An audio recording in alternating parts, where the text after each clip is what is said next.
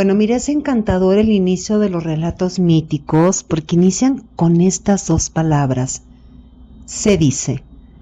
Vamos a ver qué dicen los mitos relacionados con Troya. Entonces, bueno, pues comencemos por el principio, como dice el gran Aristóteles en su indispensable Poética. Y desde este inicio hay que recordar en todito momento que la mitología no es ni verdad ni es mentira, y que los mitos tienen varias versiones porque provienen de la tradición oral. Así que iniciemos. Por un lado se dice que el nombre de Troya proviene de Teucro, el hijo del dios Escamandro y de la ninfa Ida. Fíjese, Escamandro es muy interesante porque simboliza el río cercano a Troya, es decir, la fertilidad de la tierra, pero Escamandro, pues que es un lecho fluvial, a su vez se convierte en dos personajes, por un lado en protector de los troyanos, cuando está la guerra de Troya ahí, en ese momento, y por otro lado es una figura mítica en la fundación de Troya. Bueno, esto es en cuanto al nombre de Troya. Ahora, en la mitología se dice que Troya fue fundada por el príncipe cretense Escamandro y que a causa de una terrible hambruna que asolaba la isla de Creta, y mire que la hambruna es un acto del destino, Bueno, entonces Escamandro, debido a esta hambruna, va y consulta el oráculo, y la sacerdotisa, ¿no?, la pitonisa, le dice pues que buscara una tierra fértil allí donde los enemigos nacidos de la tierra desarman a los hombres al caer la noche. Bueno, mire, no es fácil descifrar los mensajes oraculares, Bueno, entonces Escamandro se embarca con un gran número de seguidores y navega hacia el este. Desembarcó en Frigia, la actual Turquía, miró hacia el horizonte y a la primera montaña alta cubierta de pinos la llamó Ida, la montaña Ida.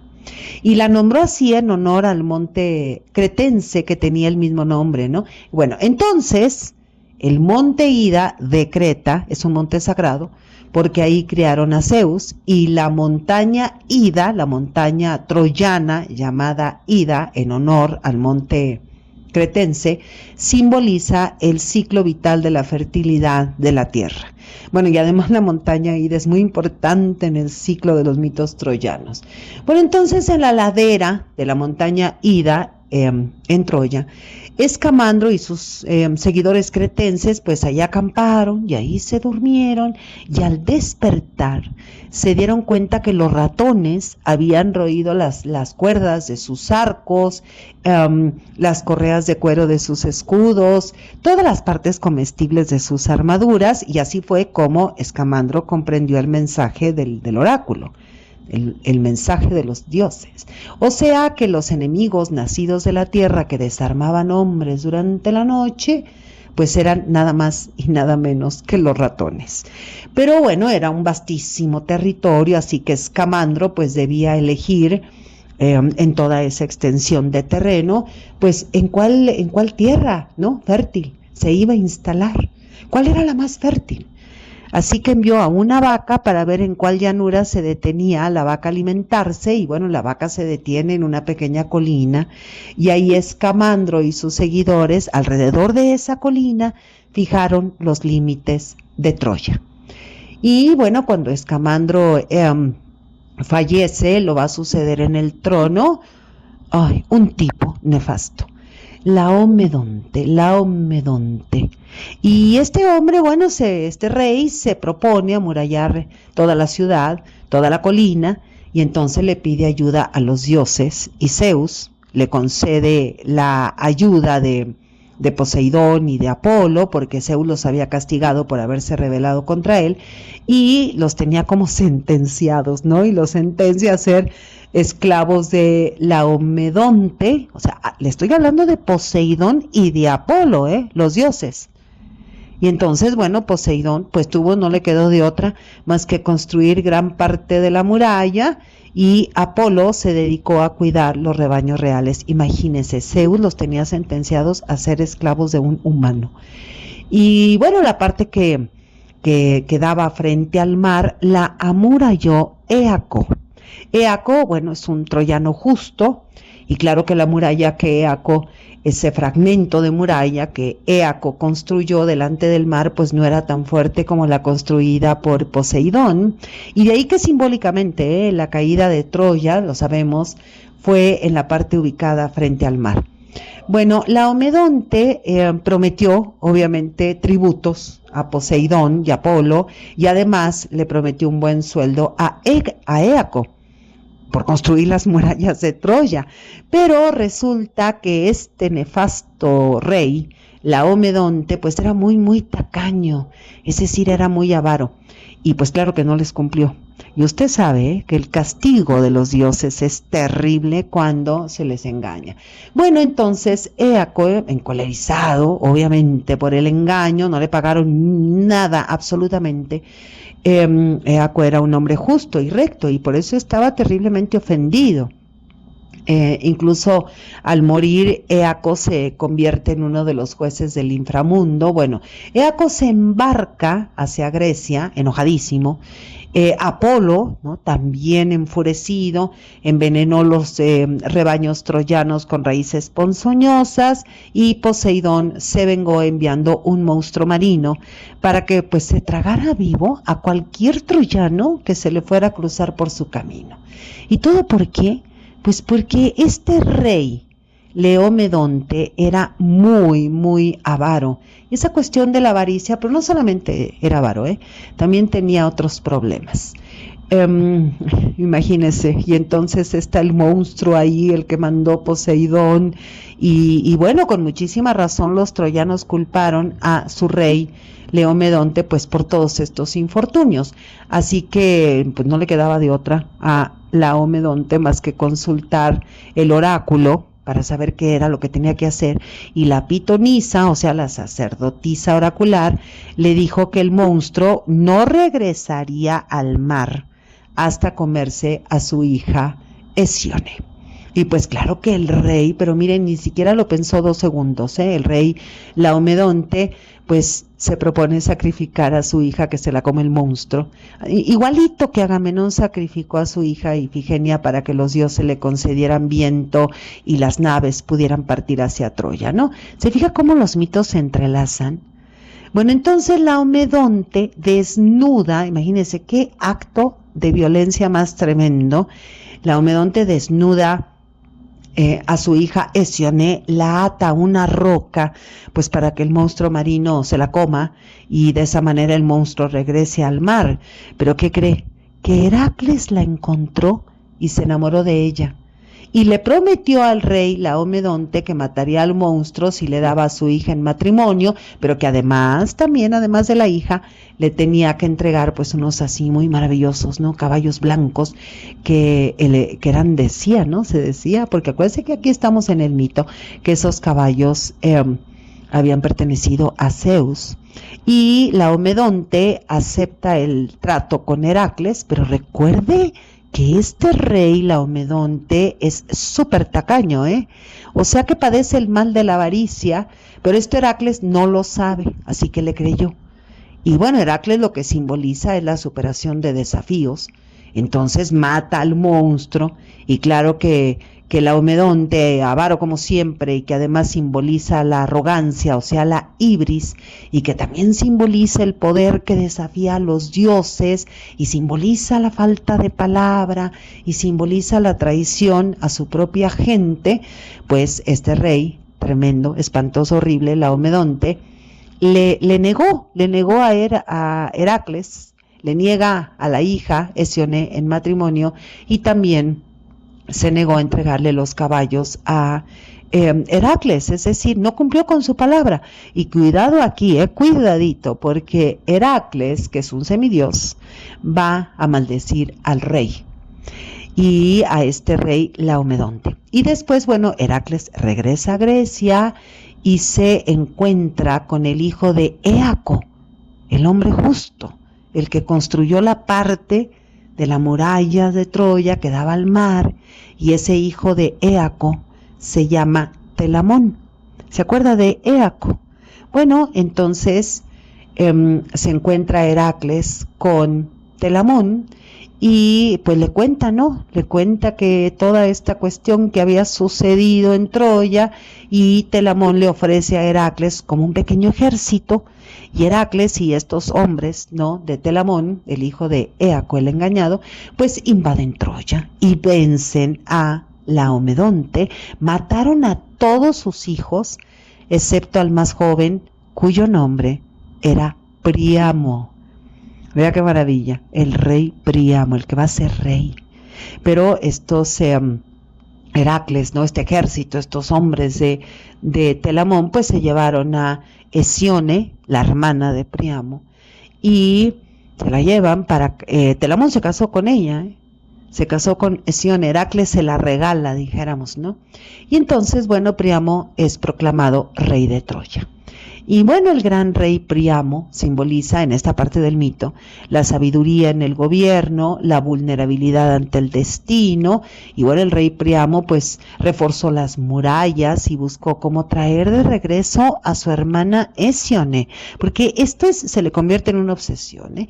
Y entonces Príamo pues manda una flota a buscar a su hermana, que la encuentran en Salamina, pero acuérdense que Hesione había sido entregada en matrimonio a Telamón, se la había entregado Hércules, así que Príamo pues no pudo lograr que Hesione regresara a Troya. Bueno, además Hesione ya era mamá, tenía un hijo, y mire, Hesione simboliza el rescate de la inocencia, simboliza la víctima sacrificada, ¿no?, por ese intercambio, ¿no?, de mujeres como botín de guerra.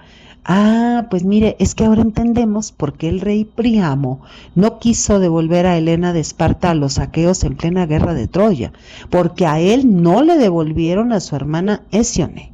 E incluso a Helena de Esparta la nombra Helena de Troya, y esta fue la venganza de Príamo, y bueno, una venganza que el rey va a pagar carísimo, pero también pagan muy caro los aqueos, porque pues sabemos que la guerra de Troya fue una guerra que no benefició absolutamente a nadie. Pero bueno, sigamos. Se fija que todito comenzó con la avaricia, con la ibris, con la arrogancia de Laomedonte, el padre de Príamo. Bueno, usted váyale sumando aquí toda esta situación, ¿eh? Bueno, hay otro mito muy, muy importante que se suma a para comprender a Troya y la caída de Troya, la fundación, la riqueza incluso de Troya y su caída. Y el mito del príncipe troyano Paris y Helena, la reina de Esparta, pues es importantísimo. Sumamente importante, si no, no entendemos nada, ni de la Ilíada ni de la Odisea. Mire, Paris es el hijo de Príamo y de la reina Hécuba. Cuando la reina estaba a punto de parir a París, soñó que en lugar de un niño paría un tronco de leña encendido del que salían como muchas serpientes. Y entonces, bueno, aterrados, ¿no? Aterrada Hécuba por ese sueño, y aterrado el propio rey de Troya, Príamo, pues van y consultan a Calcante. Calcante es un adivino, y Calcante simboliza la verdad revelada, la guía profética, la necesidad de sacrificios dolorosos, porque mire que hay que sacrificarse para alcanzar los objetivos. Todo eso simboliza Calcante, y al ser consultado por Príamo y por Hécuba, Calcante el adivino, les dijo pues que ese niño sería el causante de la destrucción de Troya y que había que matarlo al nacer. Por eso le digo que Calcante simboliza los sacrificios dolorosos, ¿no? Pero pues obviamente Príamo no se va a atrever a asesinar a su hijo al nacer, sino que cuando nace le pide a uno de sus pastores que lo deje abandonado en la montaña Ida, y que regresara a los 10 días pues a ver qué había pasado con ese bebé. Y regresa el pastor. Sabemos que es un pastor al servicio del rey Príamo, y encuentra que el niño en ese momento exacto está siendo amamantado por una osa. Fíjese, esto tiene que ver también con la fundación de Roma. Bueno, pero no era osa, era loba. Aquí es una osa. Y pues esto al pastor le pareció un tremendo presagio y se lleva al recién nacido, se lleva a Paris, lo integra a su familia y además lo educa y lo mantiene como si fuera un hijo propio, ¿no? Y entonces Paris pues va a crecer como un pastor. En otras versiones dice como un campesino. Y crece alto, fuerte, atractivo y además era muy bueno para ser juez en las competiciones de los toros más bellos y más fuertes. Y bueno, sabemos que Zeus, que siempre está como al tanto de todo, porque a todo le saca provecho el Zeus, el Todopoderoso, pues está observando que París era honesto en sus veredictos, en estas como competiciones que había, ¿no? De acerca de los toros más bellos y más fuertes y que se vendían, ¿no? Estos animales, etcétera, ¿no? Bueno, entonces Zeus elige a Paris para que sea juez en un concurso de belleza entre las diosas, porque las diosas pues estaban de pleito. Y le cuento porque este problemón entre las diosas acerca de cuál diosa era la más bella. Bueno, todo comenzó en la boda del rey Peleo y de la Nereida Tetis. Peleo y la Nereida Tetis, Peleo y Tetis son los padres de Aquiles. Imagínense, de Aquiles, el gran Aquiles, ¿no? De la Ilíada. Pues resulta que a esa boda no fue invitada la diosa de la discordia, llamada Eris. Y fíjese, de este mito, en parte, proviene el cuento de la Bella Durmiente.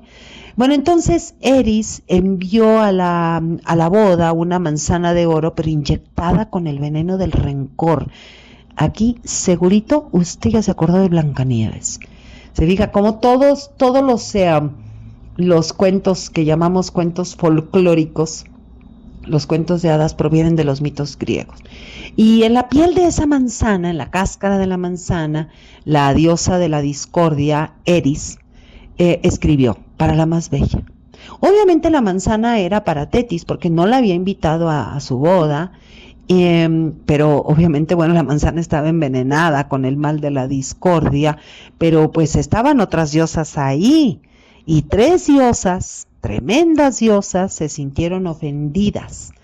Era la esposa de Zeus, diosa del matrimonio y de la fidelidad; Atenea, diosa de la sabiduría y la justicia; Afrodita, diosa del amor, la belleza y el placer sexual, y cada una de ellas pues sentía que era la más hermosa. Y obviamente comenzaron a pelearse por la manzana. Fíjese que a la Nereida Tetis la manzana ni le importó porque ella estaba muy contenta gozando de su boda con el rey Peleo.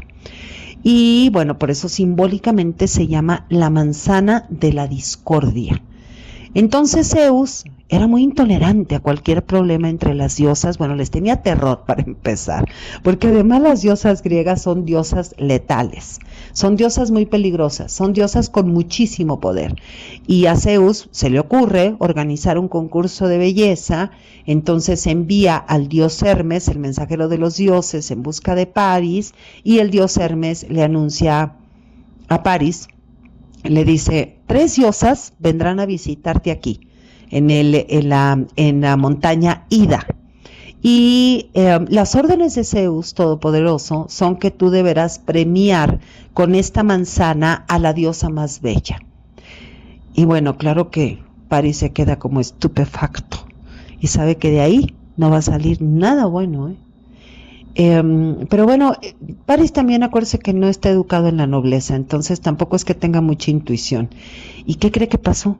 Pues que cada diosa sobornó a Paris, y la diosa Hera le prometió nombrarlo rey de Asia, la diosa Atenea le prometió convertirlo en el hombre más sabio y más victorioso de todas las batallas, y Afrodita le prometió el amor de la mujer más bella, el amor de Helena de Esparta.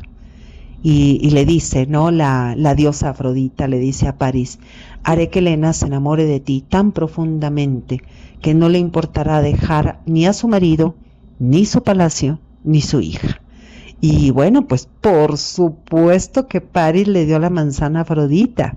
Fíjese, Freud no se equivocó al decir que un hombre siempre quiere a una mujer bella a su lado y que es capaz de sacrificarlo todo por eso. Bueno, además recuerden que París fue educado, decíamos, por pastores y que carece de la nobleza que le corresponde o que le correspondía, ¿no? Por ser hijo de Priamo, el rey de Troya. Así que mira, a París el poder o la gloria o la sabiduría, pues no le importaban mucho, lo que él quería era una mujer bella. Y entonces París le da la manzana a Afrodita y las otras diosas, Hera y Atenea, pues se enfurecen y planean la destrucción de Troya. Y claro que París no sabe ni nada de esto, no tiene idea de nada absolutamente de esto, y tampoco sabe que su padre es el rey de Troya, pero el destino es implacable.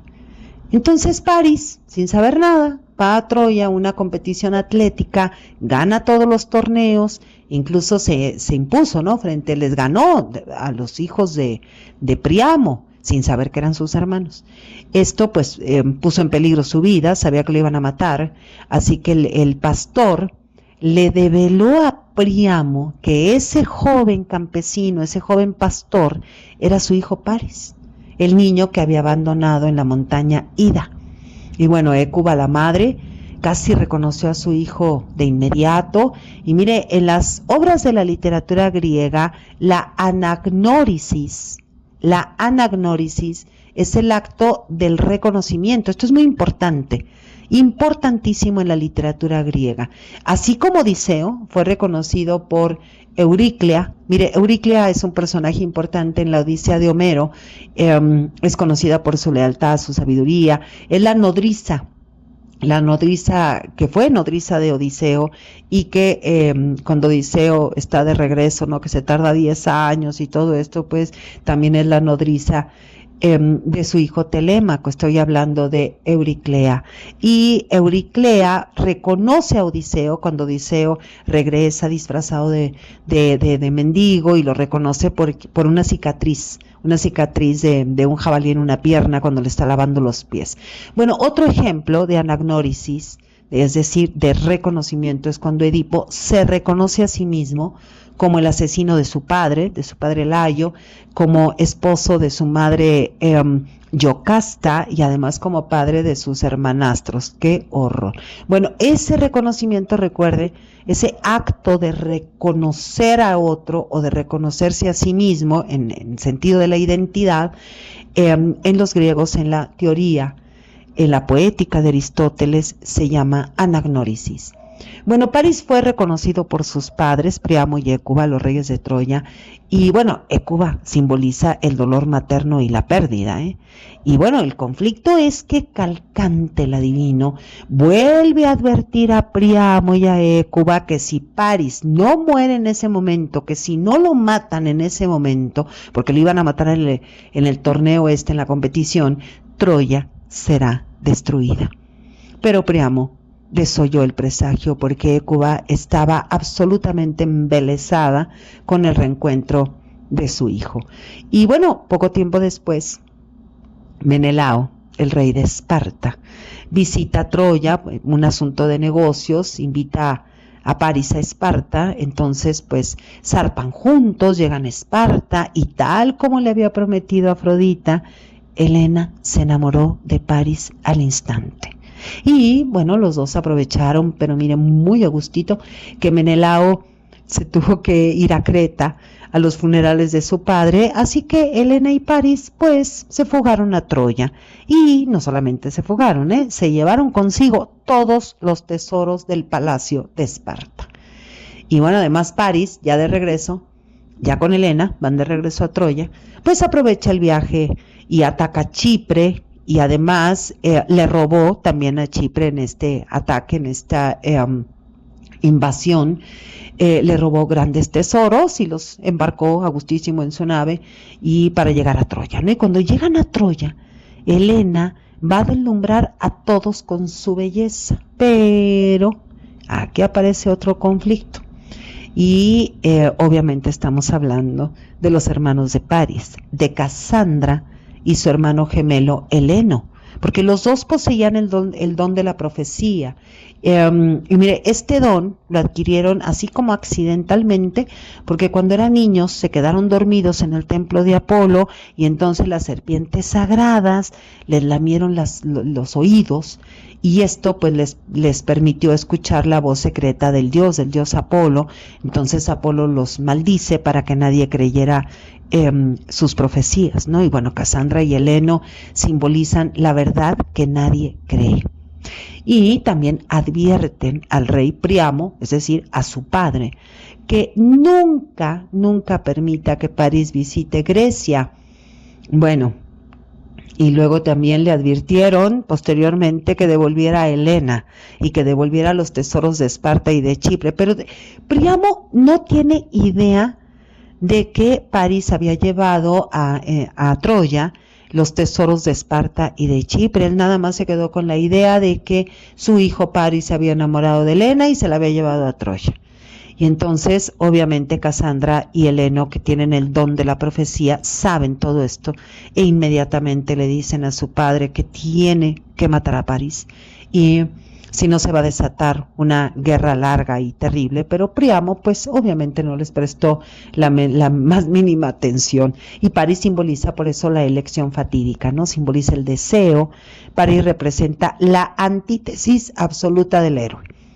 Bueno, hay otro mito que se relaciona con Troya, que es el mito de Helena de Esparta, Helena de Troya, que es súper interesante, ¿eh? Helena simboliza la belleza divina, la belleza sobrenatural que causa destrucción, simboliza el deseo prohibido, la fatalidad.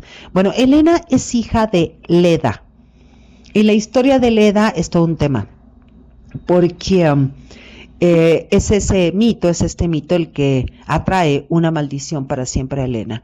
Leda era reina de Esparta y esposa de Tíndaro. Incluso hay muchísimos cuadros de esto, hay muchísimas esculturas de Leda. Y bueno, Leda era tan bella, pero Leda no es diosa, y Tíndaro menos. Ellos son los reyes de Esparta en aquel tiempo. Y entonces Zeus, que estaba sorprendidísimo y muy atraído por la belleza de Leda, se disfraza, se encarna, dijéramos, en un cisne, se convierte en un cisne para seducirla. Y le comentaba, hay muchísimas obras que han inspirado, obras de arte, que han inspirado este encuentro de Zeus como cisne y de la reina Leda. Bueno, después de que Zeus poseyó a Leda va a parir 2 huevos, de los que nacieron, pues, figuras cruciales para la mitología, para la literatura griega: Helena de Troya, que es hija de Zeus, y en otro huevo, Clitemnestra, que es hija de Tíndaro. Además, también va a parir a los gemelos Castor y Pólux, y ahí se van a dividir la paternidad. Pero mire qué moral de manga ancha. Me encantan los griegos por eso, porque bueno, vamos a dividirnos aquí. La paternidad se divide entre Zeus y Tíndaro, y bueno, Helena y Pólux quedan como hijos de Zeus, es decir, inmortales, y Castor y Clitemnestra quedan como hijos del rey Tíndaro, es decir, mortales. Y esto explica la belleza divina de Helena.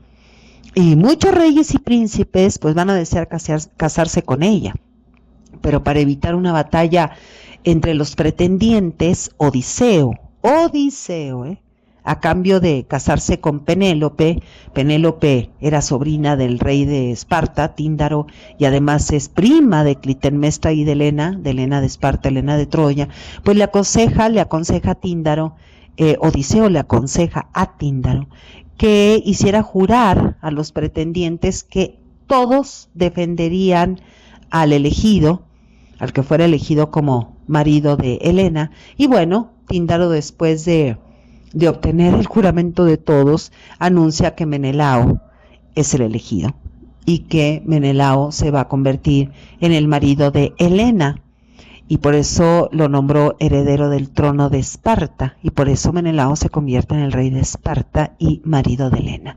Y bueno, Helena se casa con Menelao, y Menelao es el hermano del rey Agamenón, el rey de Micenas. ¿Y por qué lo elige a Menelao? Porque Agamenón se casó con la hermana mortal de de Helena, es decir, con Clitemnestra. O sea que quedaron 2 hermanas y 2 hermanos. Imagínense, Agamenón, él queda como rey de Micenas y Menelao como rey de Esparta. O sea que, como usted puede ver, Odiseo evitó una confrontación, pero esa misma confrontación pues va a desembocar en la guerra de Troya. Pero mire cuántos mitos hay detrás de la guerra de Troya, ¿eh? Bueno, ¿y qué pasó después de que París y Helena huyeron a Troya? Pues Menelao, a ver, es el esposo de Helena de Esparta, y Menelao simboliza el honor ultrajado. Y Menelao pues va con su hermano, va a Micenas, va con Agamenón, y le dice pues que tiene que cumplir con su juramento de defenderlo, y que todos los pretendientes, porque además todos eran poderosísimos, tienen que defenderlo. Y Agamenón, que simboliza el poder real y las complejidades del liderazgo, pues acepta atacar Troya. Pero no por Helena, olvídese de eso, claro que no. Helena solo fue el pretexto. Los ejércitos griegos en realidad atacan Troya porque es una polis inmensamente rica, y porque además, si Troya caía, pues esto permitiría a los griegos apoderarse del paso hacia el Mar Negro, es decir, el paso hacia Oriente, comerciar madera, hierro, pieles, perfumes, especies, no sé, piedras preciosas. Estamos hablando, fíjese, geográficamente del estrecho de los Dardanelos, o el Helesponto, como le llamaban los griegos, y que es un paso vital de agua, ¿no?, en Turquía, y que va a conectar, que conecta el mar Egeo con el mar de Mármara. Bueno, y entonces, ¿qué va a hacer Agamenón? Pues va a reunir a todos los ejércitos griegos, incluido a Aquiles y a Odiseo, que son 2 héroes importantísimos. Aquiles simboliza la fuerza, la gloria guerrera, la masculinidad heroica, pero también la vulnerabilidad humana, el talón de Aquiles, y también simboliza la ira y la fragilidad, y personifica la dualidad entre lo divino y lo mortal, y el destino trágico. Y Odiseo simboliza la astucia, la perseverancia, el ingenio, la lucha. Bueno, entonces cuando todos van a zarpar hacia Troya, el viento deja de soplar, y Agamenón corre al oráculo a preguntarle al oráculo, a que el oráculo le haga una predicción, ¿no?, de cuándo regresaría cuándo habría viento, cuándo va a regresar el viento. Y el oráculo le dice que el viento solamente va a regresar si sacrifica a su hija Ifigenia. Y bueno, Ifigenia simboliza la fuerza, el sacrificio, la resistencia, la víctima inocente, y representa el conflicto entre el deber y pues el deseo. Y error el que Agamenón haya sacrificado a su hija Ifigenia para que pudieran las embarcaciones, ¿no?, partir a la guerra de Troya. Esto le va a costar carísimo a Agamenón, Y entonces, bueno, después del sacrificio de Ifigenia, las naves pudieron obviamente ya navegar hacia Troya. Y bueno, y entonces, ¿cuáles son los mitos que provocan la caída de Troya? ¿Qué mitos subyacen? Pues como iniciamos este podcast, estamos hablando desde el éxodo de Escamandro de Creta. Imagínense el viaje de Creta a lo que ahora llaman Turquía, es decir, a Frigia, a causa de la hambruna, y dijimos que la hambruna es un acto del destino. Después la avaricia y los engaños de Laomedonte, ¿no?, la soberbia, la ibris.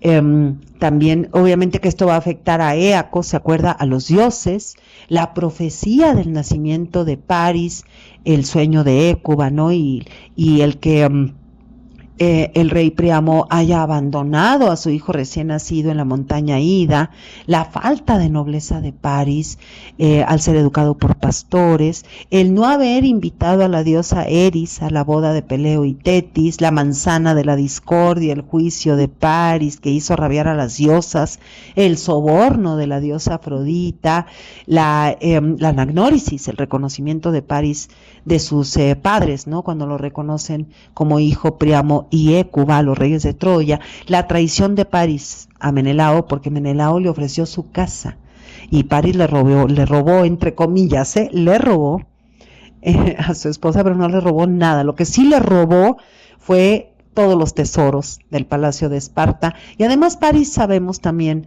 hizo este saqueo en Chipre. La maldición de Helena, porque recuerde que Helena es hija de un acto adúltero por parte de su madre, Leda, que se dejó seducir por Zeus cuando Zeus se personificó como cisne. También tiene que ver que Odiseo impidiera la batalla entre los pretendientes de Helena, y entre lo más terrible, que Agamenón haya sacrificado, haya asesinado a su hija Ifigenia para que los vientos estuvieran a favor de la flota y la flota griega, las naves griegas, pudieran embarcar hacia la guerra de Troya. Cientos de naves, decenas de miles de soldados que van a formar una coalición de reinos liderada por Agamenón, pues van a sitiar Troya durante 10 años. Aquí se van a enfrentar, ¿no?, los troyanos y los aliados de los troyanos, lidios, frigios, licios, pues en una guerra épica. Y esta guerra épica está narrada en la Ilíada y la Odisea. Y las épicas líricas compuestas por Homero, con héroes como Aquiles, Héctor, Paris y Odiseo, son figuras centrales. Bueno, ya hablaremos sobre la guerra de Troya y es súper interesante. Soy Margarita Díaz de León, Literatura en Espiral.